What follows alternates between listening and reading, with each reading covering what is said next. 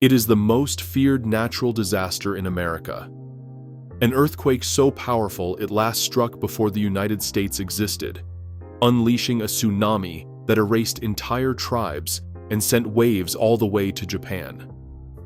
Scientists now warn there is a ticking clock. The Cascadia Subduction Zone is overdue for another magnitude 9 rupture, with 2.5 million lives in the crosshairs. But how do we know it will happen, and how much time is left before the wave hits? Far beneath the Pacific Northwest, two massive slabs of the Earth's crust are locked in a slow-motion collision. The Cascadia Subduction Zone stretches for 700 miles, running parallel to the coast from Northern California all the way to Vancouver Island in Canada. Unlike more familiar faults that slice through land, this one hides offshore, buried under the ocean floor and invisible from the surface. Here, the Juan de Fuca plate is being pushed eastward, sliding beneath the much larger North American plate. This process, called subduction, plays out over millions of years, yet the consequences can unfold in minutes. As the two plates grind against each other, stress builds quietly year after year. The boundary does not creep or slip gently. Instead, it stays stuck, storing energy until the pressure becomes too much.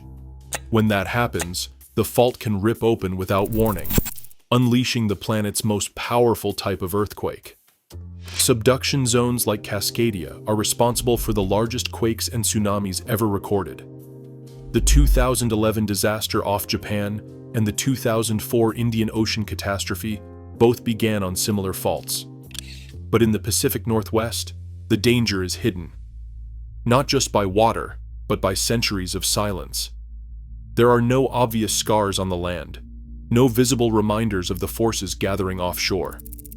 Yet the energy trapped along this seam is immense, enough to reshape coastlines and send waves across oceans. This is the source of America's most feared natural disaster, a fault line waiting in darkness and holding back the next great upheaval. On the night of January 26, 1700, a colossal earthquake shook the Pacific Northwest. The ground dropped by several feet, and entire stretches of coastline sank below the tide. In the aftermath, vast forests along rivers and estuaries died where they stood, their roots drowned in salt water. These ghost forests still stand today, silent witnesses to a night when the land itself changed. Tree ring analysis shows the last ring formed in 1699, pinpointing the tree's sudden death to the winter between 1699 and 1700. Beneath these forests, layers of sand and mud reveal a violent flood. A tsunami raced inland, burying the coastal marshes in a thick sheet. Offshore, cores drilled deep into the seafloor capture submarine landslides called turbidites, triggered by the same quake, with matching dates up and down the margin. Across the Pacific, monks in Japanese temples wrote of a strange disaster. On January 27, 1700, waves crashed ashore on Japan's east coast, destroying homes and rice fields. The records describe multiple surges over several hours, but no shaking was felt anywhere in Japan. For centuries, the cause remained a mystery. Only in the late 20th century did scientists, led by Kenji Satake, trace the timing and size of the waves back across the ocean. Their calculations pointed straight to Cascadia, a magnitude 9 earthquake powerful enough to send a tsunami all the way to Japan. For local indigenous nations, these events are not distant science, but living memory. As one coastal elder put it, our ancestors told of the night the earth shook and the ocean swallowed the village. We moved to higher ground because we remembered. The evidence, tree rings, sand layers, Japanese chronicles, and stories passed down for generations, all converge on the same night. Cascadia has done this before, and the proof is written in the land, the sea, and the memory of its people. Across the Pacific Northwest, scientists have pieced together a timeline of destruction stretching back thousands of years. The Cascadia Subduction Zone does not break on a fixed schedule, but the record is clear. Full-length ruptures strike every 200 to 500 years, with an average interval of about 243 years. The last time the fault let loose was in the winter of 1700. That was over 325 years ago. That means Cascadia has already gone well past its typical quiet spell. For the southern segment, the gap is even more glaring. Some stretches have ruptured as often as every 200 years. By any measure, the clock is running long. These numbers are not just abstract statistics. They come from layers of tsunami sand, drowned forests, and submarine landslides, each event stamped into the earth like a warning. Every year that passes without a quake, the pressure builds, and the odds of another catastrophic event only increase. GPS stations dotting the Pacific Northwest coastline tell a silent story. Each year, the Juan de Fuca plate pushes into North America by about 3 to 4 centimeters, roughly the speed of a fingernail growing. But the plates are not sliding smoothly past each other. Most of the boundary is locked tight, storing that motion as strain. Over 3 centuries, this adds up to more than 10 meters of pent-up energy, enough to drive another massive earthquake.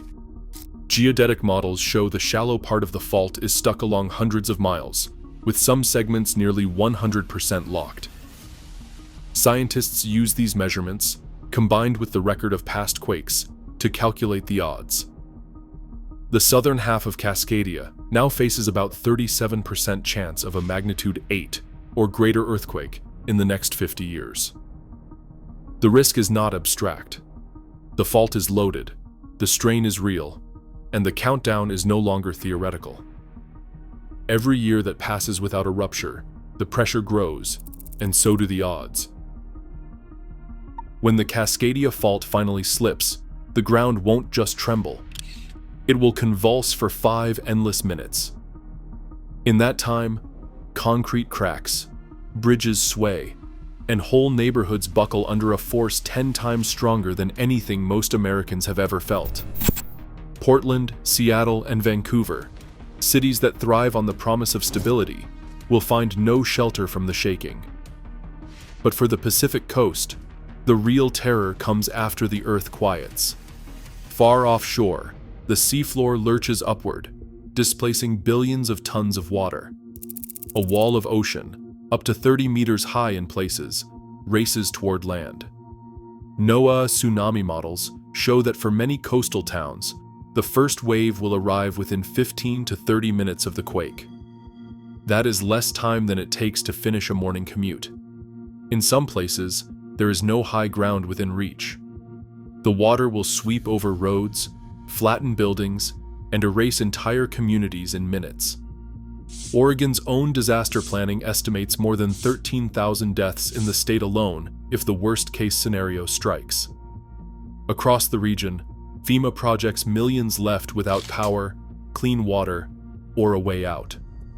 There is no pause, no second chance. For 2.5 million people in the hazard zone, survival depends on what they do in those first frantic moments. In the towns scattered along the Pacific Northwest coast, the threat is not just the wave itself, but the lack of places to run. Many communities, from seaside to ocean shores, are built on flat ground with no natural high points within reach. Evacuation maps show that for thousands of residents and visitors, high ground is simply too far to reach on foot before the tsunami arrives. Even the fastest evacuation routes are cut by bridges that may collapse in the shaking, leaving entire neighborhoods isolated. Hospitals and schools, meant to serve as safe havens, sit squarely in the hazard zone.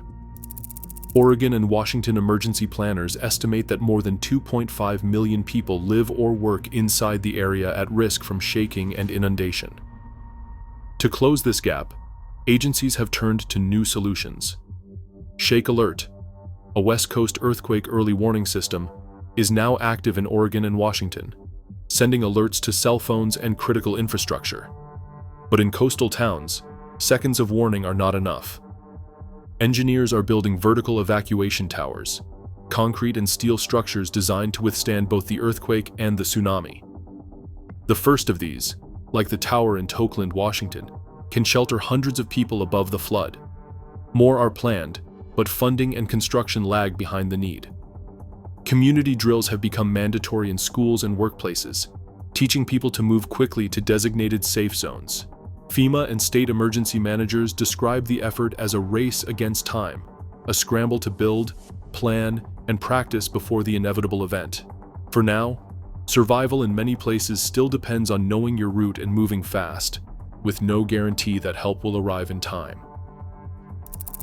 Right now, over 2.5 million people live in the Cascadia danger zone, most without ready escape. With the odds rising every year, each day spent unprepared is a gamble against nature's deadline. The next wave will not wait for us to be ready. What would you do with 15 minutes?